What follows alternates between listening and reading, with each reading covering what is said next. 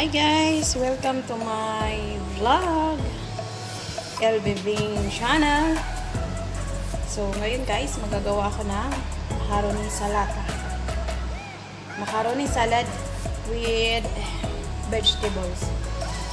So yan guys, ang ating ingredients. Pipino, fil-fil na bell pepper na green.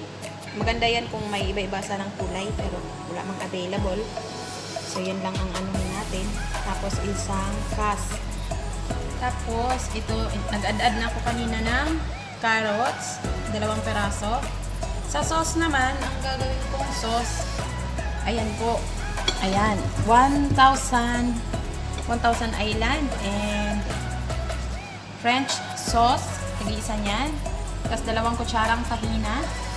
Tapos, isang bote ng mais. Tapos, lagyan natin lemon na juice, konti. Pang balance ng timpla. Tapos, pamintang durog, yun lang, wala nang asin. Hindi ko na siya nilalagyan ng asin. Yun lang. So, ngayon, magagayat na ako. Ang aking macaroni ay nalaga ko na po. Nilagyan ko lang ng konting asin para may lasa na siya. So, ito, gagayatin ko lang siya ng maliliit. Tapos yun na. I-mix ko lang yung mga sauce. Tapos yun na. Guys, nahiwa ko na yung mga gulay. Ito, ano to siya, lettuce. Ito naman ay siling green or bell pepper green, pipino, tapos carrots. Yun po. Kulang po to siya ng bell pepper na yellow, orange, or red. Maganda sana kung meron yun. Tapos olives. Kaso wala. Naubusan kami. So, yan na lang. Tapos ito, isang lata ng mais. Tapos ito sa sauce. Gagamit ako nito. 1,000 Island dressing.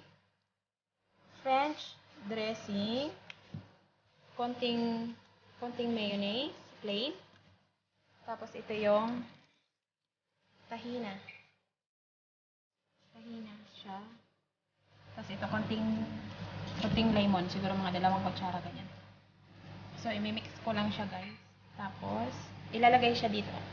Imimix siya dito sa gulay. Tapos, mamaya yung pasta. Imimix ko din siya. Tapos, yun lang. So, ayan na siya, guys. Yung pasta natin. Macaroni. Nilagay ko na yung mais.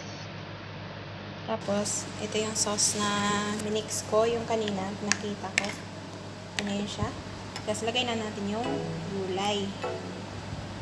Okay? Sige, lagay na natin siya. Ganyan siya. Halo na natin siya lahat.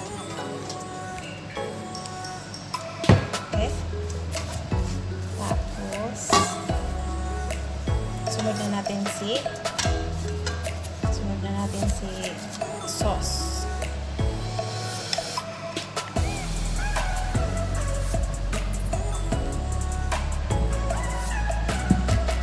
Ayan. Tapos i-mix na lang natin siya.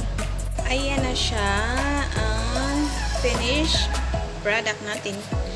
Ito na siya ito na yung pasta macaroni salad with 1,000 Islands and French dressing. So, ready na siya. Dadalhin na siya ng aking amo. Saan man siya pupunta. Dadalhin daw kasi ito sa bahay ng nanay niya. Tapos, nagawa din pala ako kanina ng hamsa patatas. Hindi ko na siya video kasi na-video ko na siya nung nagawa ako. So, papakita ko na lang siya sa inyo na tapos na. Ready na siya dalhin kung saan man nila dadalhin. Ito na po pala yung aking ginawang hamsa patatas kanina o hamsa de judge. Tapos ito po yung salad ko. So, yan na po. Ready na po siyang dalhin. I-deliver kung saan. Sana mabusog po yung mga kakain. Sana masarapan din sila. So, ayan lang guys. Maraming salamat sa panunood. At sa uulitin. Salamat.